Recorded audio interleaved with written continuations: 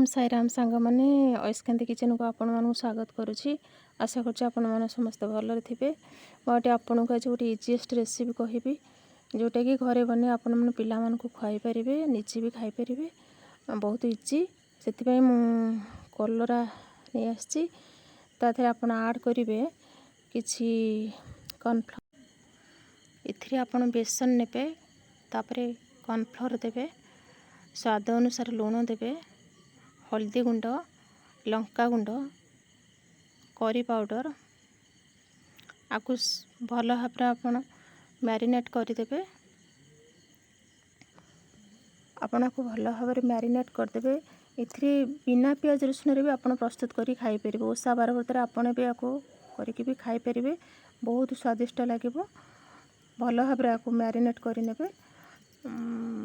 देखंतु एटा मु केमती बिना पियाज रसुन रे आपको प्रस्तुत करिछि। तापरे कढ़ाई नहीं तेल गरम करदेवे। देखो तेल गरम हो गला आपण गोटे गोटे करी कलरा गोटे गोटे करी आपण कलरा चिप्स छाड़िबे। देखंतु केमती से रेड आस जाउची कलरा एमती हो गले धीरे धीरे एपट सेपट करेंगे कलरा तेल रे कलरा एपट सेपट करेंगे। प्रस्तुत हो गला कलरा चिप्स निजे खातु खुआतु। Thank you. रोचे नेक्स्ट रेसिपी आपन सहित देखा।